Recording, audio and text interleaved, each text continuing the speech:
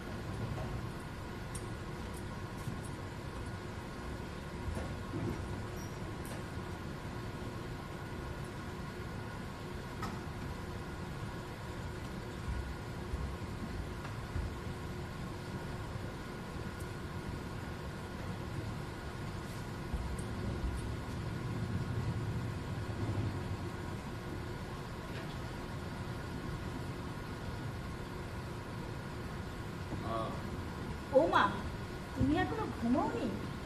তুমিও তো জেগে আছো দেখছি। না, ঘুমিয়ে পড়েছিলাম জানো। হঠাৎ বৃষ্টির আওয়াজে না ঘুমটা ভেঙে গেল। আর এসে দেখি জানালাগুলো খোলা, বৃষ্টির ছাট আসছিল হু হু করে।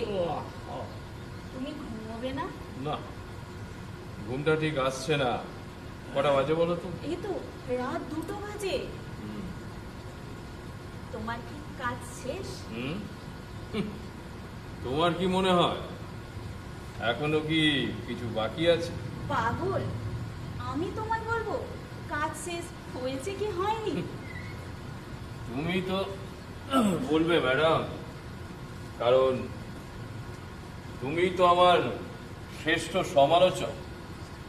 কিন্তু সমালোচক হতে গেলে যে বিদ্যের দরকার সেটা কিন্তু আমার নেই, তা তো তুমি ভালো করে জানো মশাই। না ম্যাডাম, তথাকথিত জ্ঞানীগুণী সমালোচকের থেকে একজন সাধারণ মানুষের দৃষ্টি দিয়ে শিল্পকে চিনতে হয়, কারণ তারা যা বলে তা সহজ এবং সরল। আসল ওপিনিয়ন তো তারাই দেয়। বুঝেছি মশাই, বুঝেছি। তা আমার কিন্তু মূর্তিটা দেখে খারাপ লাগছে না। ওর মুখের মধ্যে বেশ একটা করুণ ভাব ফুটে উঠেছে, আর না খেতে পাওয়া জরাজীর্ণ চেহারাটাও বেশ, মানে ভিখিরির না যেমনটি চেহারা হওয়া দরকার। সব ঠিক আছে, তবে থামলে কেন? হ্যাঁ বলো। না থাক, তোমার হয়তো শুনতে খারাপ লাগবে। একেবারে নস্বাত করে দিলে হয়তো খারাপ লাগবে, তবে ছোটখাটো যদি কোনো ভুল থাকে ও বলতে পারে। এখনো বাকি রাত পড়ে আছে, ও ঠিক করে নেওয়া যায়। আনন্দ, হ্যাঁ বলো। তুমি একটু আগে আমাকে বলেছিলে না আমি নাকি তোমার সহজ সরল সমালোচক? হ্যাঁ ঠিকই তো, কারণ তুমি যা বলবে তা তো আমাকে দমই দেওয়ার জন্য নয়। সে কথা নয়, আসলে আসলে প্রশ্নটা হচ্ছে, আচ্ছা ভিখিরি মানে কি ওকে বেঁচে থাকতে হবে সকলের করুণা নিয়ে?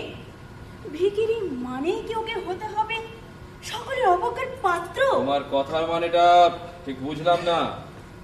দেখো আনন্দ, তুমি হয়তো সব ভিখিরিদের না ঠিক করে লক্ষ্য করনি। তাহলে তাহলে দেখতে পেতে এই এই খিদের জ্বালায় তাদের হয়তো কত লোকের কাছে হাত পাততে হয়। তাদের এই মুখের মধ্যে ফুটে ওঠে একটা বিদ্বেষ, ঘৃণা। সমগ্র সমগ্র জগৎ সংসারে তাদের বিতৃষ্ণ অভিব্যক্তি তেতো। আসলে বোধহয় সেটা চাপা বিধে রাজ। কবিত্ব করছো? না, আমার যেটা মনে হলো আমি সেটাই বললাম। দেখো, তুমি যেটা বললে সেটা করলে একটা বাস্তব বিরোধী কিছু একটা তৈরি হতো। অবশ্য অবশ্য রিয়েলিটিকে বজায় রেখে রিয়েলিটির ঊর্ধ্বে কিছু সৃষ্টি করাটাই তো আসল শিক্ষা। আমি তো সেটাই করতে বলছি, বাস্তবকে সামনে রেখে বাস্তবতার ঊর্ধ্বে গিয়ে আরো কিছু করা, মানে মানে যেটা শিল্পর নিজস্ব বলা। অনেক রাত হয়েছে, হ্যাঁ কাল সকালে তো আবার স্কুল। হ্যাঁ, যাও, শুতে যাও।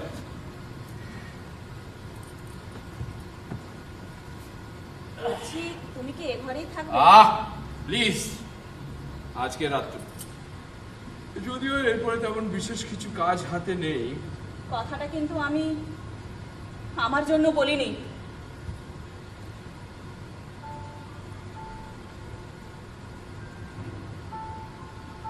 না বললেও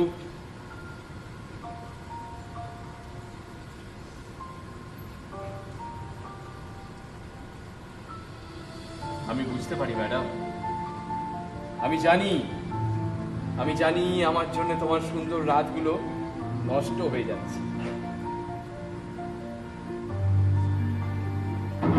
আনন্দ,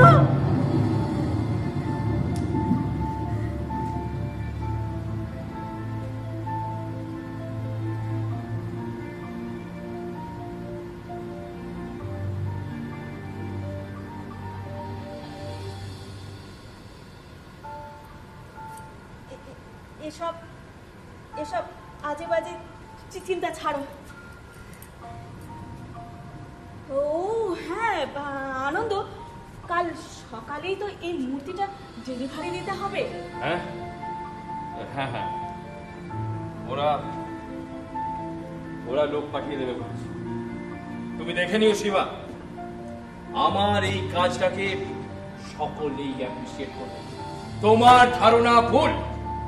এই আমি একটা জীবন্ত মূর্তি করে তুলেছি, একটা বাস্তব ধর্মী চিত্রকে সকলের সামনে উপস্থিত করতে চলেছে, এবং এতে কোনো ভুল নেই।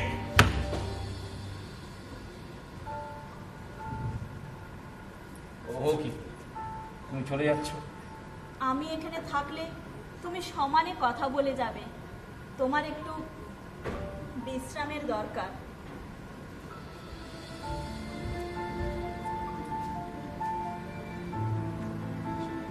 হয়তো তুমি ঠিক,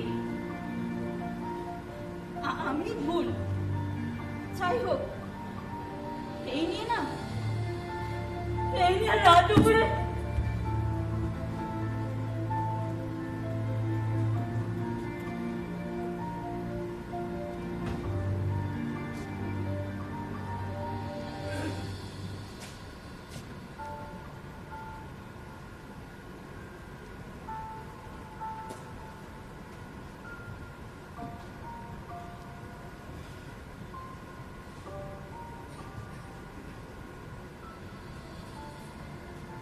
তখন থেকে কি দেখছো আমাকে? কে কে ওখানে? কে ওখানে? ওদিকে কি দেখছো? কে?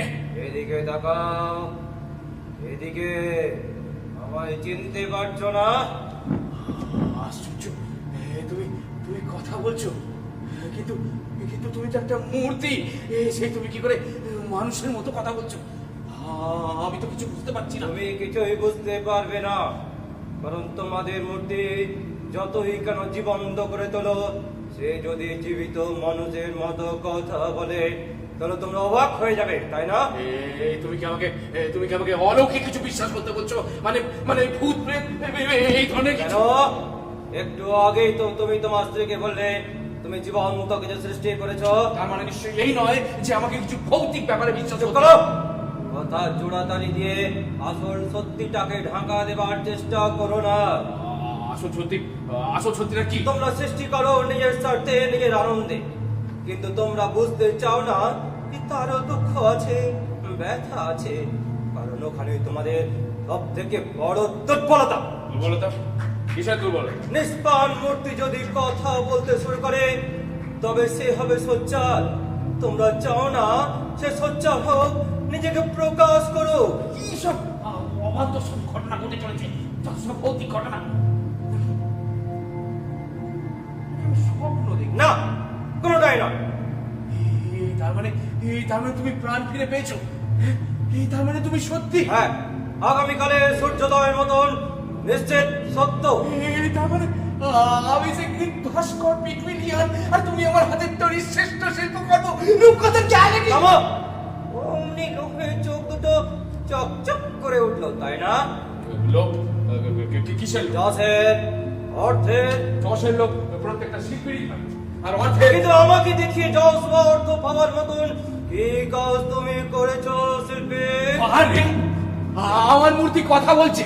এতদিন যা ছিল রূপকথার গল্প, আজকে তা বাস্তবে রূপায়িত হতে কিন্তু চলেছে। তোমার মূর্তি যখন বলবে আমি জানোই তুমি আমাকে তাই সৃষ্টি করেছো। তুমি কি বলছো? আমি যা বলেছি, আমি যেভাবে তোমাকে রেখেছি তুমি জানো। না, কখনোই নয়। বলো আমি কি, কি আমার পরিচয়? তুমি একটা ভাস্কর্য, একটা যুগের প্রতিধ্বনি। তোমার পরিচয়, তুমি আমার সৃষ্টি। কি নাম রেখেছো আমার? Figure of an age, একটি যুগে ভিখিরি। আর এখানে আমার সব থেকে বড় আপত্তি। কেন এই যুগে কি ভিখিরি দেখা যায় না? ওই রাস্তা জানালে কাতারে কাতারে ভিখিরি দেখা যাবে, কিন্তু তাদের আর থাকতে দেওয়া হবে না। সেটা অন্য কথা।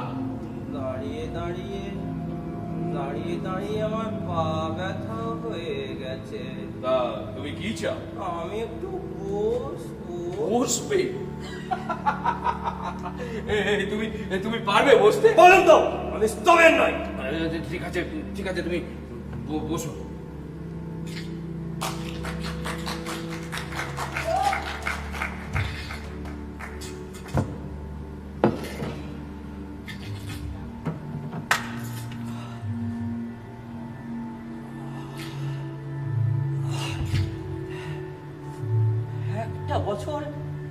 একটা বছর তুমি আমাকে এমনি করে দাঁড় করে রেখেছিলে। তোমরা তোমরা কি দারুণ নৃশংস।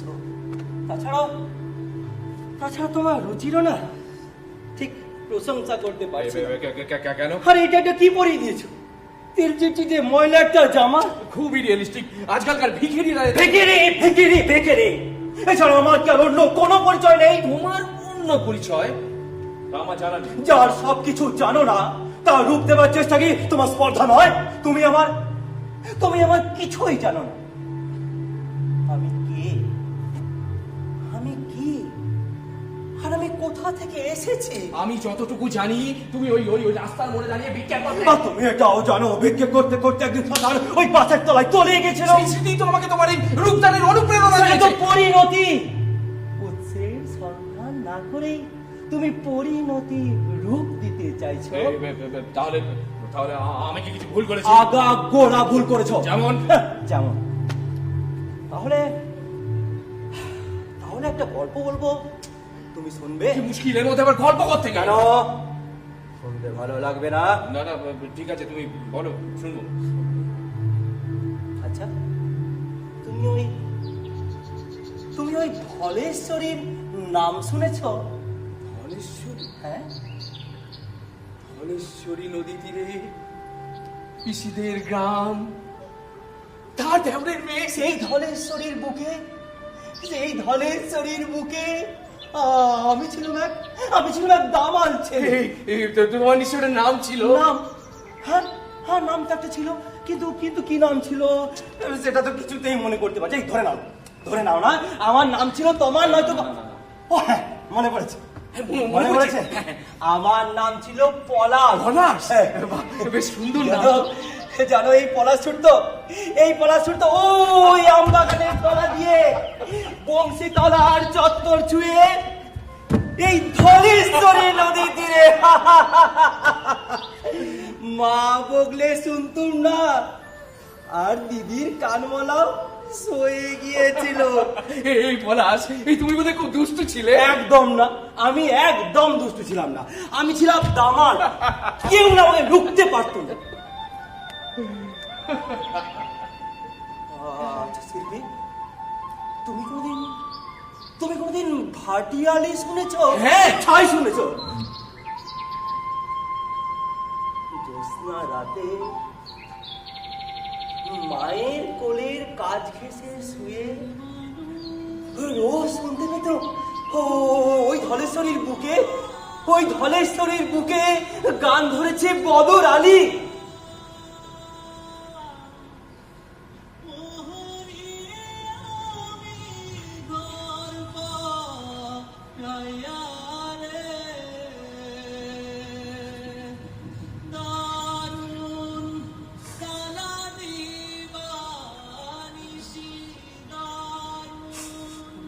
জানো শিল্পী, সবকিছু ভালো করে বোঝার আগেই দেখি আমার না সব হারিয়ে গেছে। আমার সুখ হারিয়ে গেছে, আমার আনন্দ হারিয়ে গেছে, আর আমার চন্দনা, আমার প্রাণের চন্দনা, আমার চন্দনা হারিয়ে গেছে।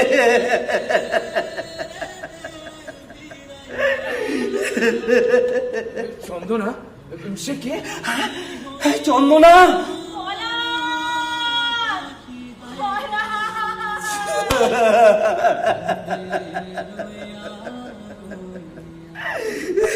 বললে না তো চন্দনা কে? চন্দনা আমার বাল্যের সখী, কৈশোরের স্বপ্ন, আর যৌবনে। তোমাদের নিশ্চয়ই বিয়ে হয়েছিল? সময় পেলাম না। তার আগে দেখে সবাই পালাই করছে, সাম্প্রদায়িকতা হেরে গিয়ে সবাই দেখলাম ছুটছে, পালিয়ে পাচ্ছে, সংখ্যালঘুরা হাঁক দিয়েছে চলো হিন্দুস্তান। তারপর সবাই মিলে চলে সেই পালনের হিড়িকে যে কে কোথায় ছেটকে পড়লো।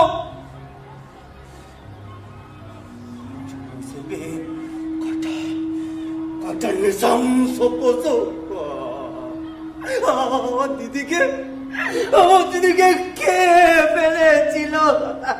কিন্তু তোমার বাবা পারেননি। একটা দুর্বল মানুষ কি ধারালো হাতিয়ারের সামনে খালি হাতে দাঁড়াতে পারে? সে দৃশ্য কখনো বলতে পারবো না শিল্পী, কখনো। সে কথা থাক। কিন্তু চন্দনা খান ফতেমা বিবি। তারপর এটা বোধহয় শোনোনি, একটা 20 বছরের ছেলেকে কেউ চাকরি দিতে চায়নি, কিন্তু একটা 35 বছরের বিধবা মাকে সকলেই চাকরি দিতে চেয়েছিল। খিদের জ্বালায় কত লাগছে, শুধু কলের জল খেয়ে ঘুমিয়ে পড়তাম শিল্পী, শুধু কলের জল।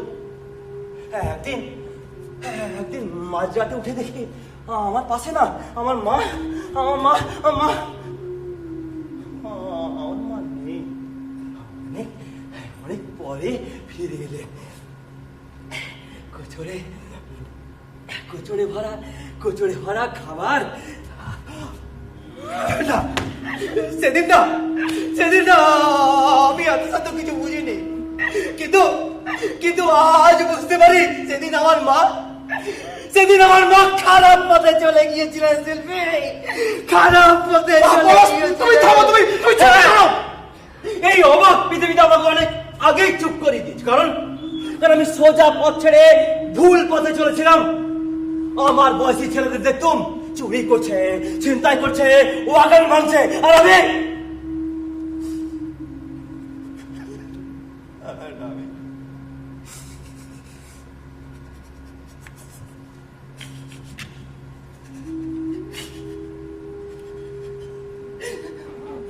রাস্তায় দাঁড়িয়ে হাত পেতে দয়া ভিক্ষা চাইতো। বাবু, দুটো পয়সা দাও না বাবু। অনেক দিন কিচ্ছু খাইনি। না না বাবু, দুটো পয়সা দাও না বাবু। অনেক রাত পেটে কিচ্ছু পড়েনি। দাও না বাবু, দুটো পয়সা দাও না বাবু। অনেক রাত কিচ্ছু খাইনি। চলো এই পেটের জ্বালায়। তুই থামো, তুই চুপ করো।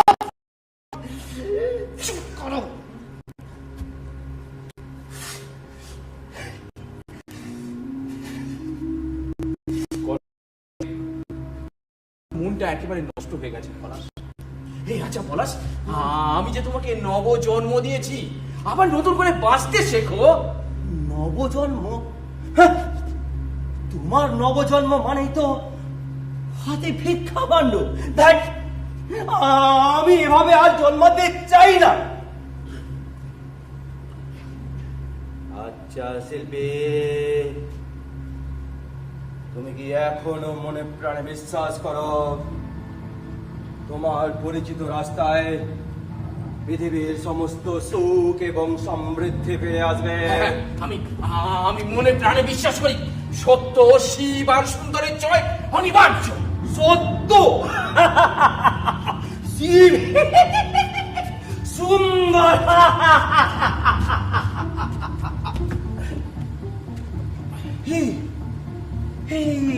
এটা কি একটা দাবার ছক মনে হচ্ছে। ওটা থাকে কেউ এলে খেলি, জানো? হ্যাঁ, দাবা কিন্তু আমার খুব প্রিয় খেলা। তা তুমি কি রকম খেলতে জানো? আমাকে হারানো খুবই শক্ত। তাহলে এসো, এক হাত হয়েই যাক। এই, তুমি জানো না খেলতে? দেখাই যাক। বেশ, বসো বসো। বাইরে মেজাজে বৃষ্টিও পড়ছে। এ তো সেই মালধাতা আমলের এক গিয়ে ঘুঁটি রাস্তান্তে রাখি। সুন্দর ব্যাখ্যা। এই দেখো শিল্পী, এই হলো তোমার রাজা, এর নাম আনন্দ। আনন্দ? আরে ওটা তো আমারই না। আর তুমি তোমার রাজা। আর তোমার? আমার রাজার নাম মৃত্যু, মরণ, জীবনের প্রতিদ্বন্দ্বী। চমৎকার ব্যাখ্যা। বেশ, তাহলে শুরু করা যাক। তবে নিষ্পৃহ শিশুর খেলায় আমি রাজি নই। তোমার কথার মানেটা ঠিক বুঝলাম না। বাজির খেলা হোক। বাজি? হ্যাঁ, তা বাজিটা কিরকম? কয়েকটা প্রবৃত্তির যুদ্ধ কয়েকটা মূল্যবোধে। আগামী পৃথিবী থেকেই থাকবে শান্ত সুখ, নষ্টের হাহাকার। এই তোমার আমার খেলায় যেই জিতি না কেন, তাদের সে পৃথিবীর সব নিয়ম পাল্টাতে পারে পারে, না। পারতেই হবে, কারণ যুদ্ধ তয় শত্রুর সঙ্গে তুমি আমার প্রথম শত্রু। মানে? তাই তোমার বিরুদ্ধে যুদ্ধে বাজি একটাই, কেউ একজন থাকবে। মানে? যদি আমি জিতি, আমি তোমাকে খুব করব। কি তখন থেকে উল্টো পাল্টা বলে যাচ্ছ? সত্য কখনো কখনো ছলনার আশ্রয় নিয়েছে, কিন্তু এই মৃত্যু কখনো ছলনার আশ্রয় নেয়নি। চুপ করো, কথা থামাও। আমি রাজি। আমি জীবনে কখনো হারিনি, আর এবারেও তুমি হারবে। কিন্তু তুমি হারলে তোমার গোলাম হয়ে থাকবো, মেনে নেবো আমার স্রষ্টাকে। বেশ বেশ, তাহলে না। এ কি করলে শিল্পী? এটা তো আমি দেখিনি। চাল ফেরত নেবে? না না, এটা বাজির খেলা। আর এটাই তোমার শেষ খেলা। তুমি কি সত্যি? চাল দাও, চাল দাও, চাল দাও। ও ভগবান, তোমার মতো শক্তিশালী খেলোয়াড় আমি খুব কমই দেখেছি। খেলতে জানো, আর প্রতিপক্ষকে নস্তানুবোধ করে হারাতেও জানে।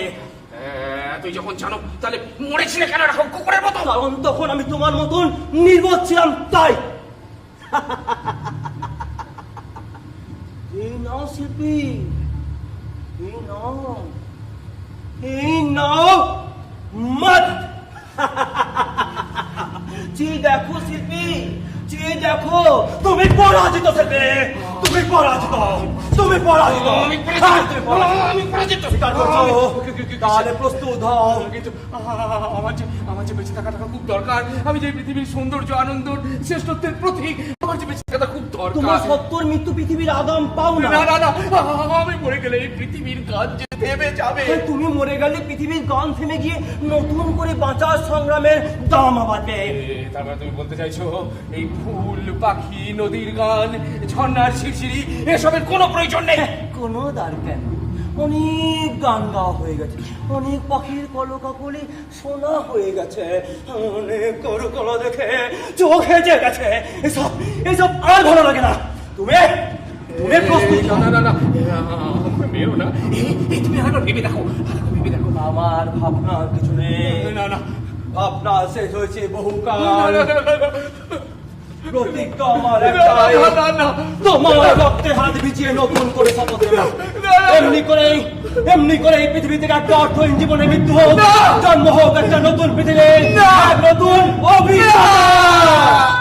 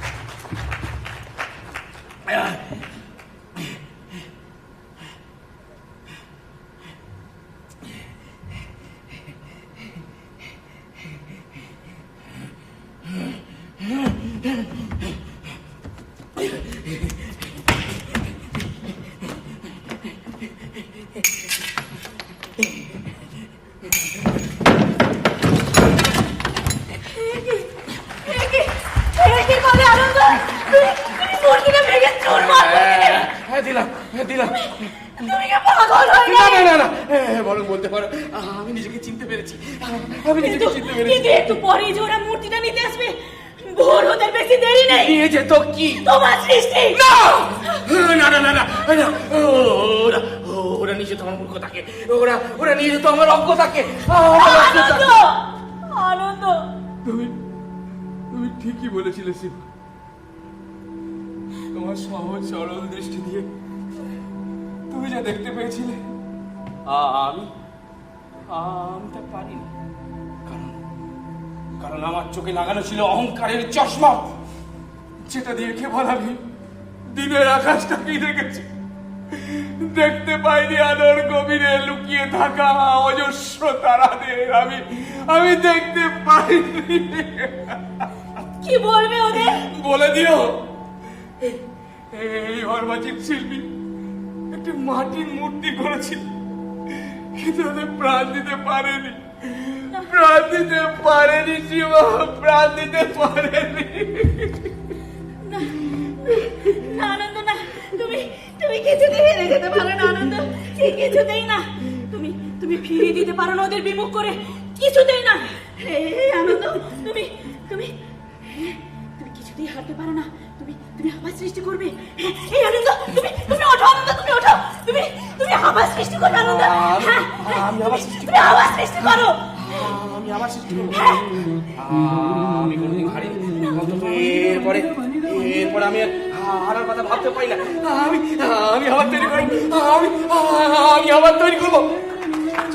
হাতে থাকবে না ভিক্ষা ভাণ্ড, যার প্রসারিত দু হাতে ফুটে ওঠে সেই বলিষ্ঠতা, যে দু হাত দিয়ে প্রাণ পরে সরাবে পৃথিবীর সমস্ত চঞ্চল। আমি আবার তৈরি করবো। আমি আবার তৈরি করবো। আমি আবার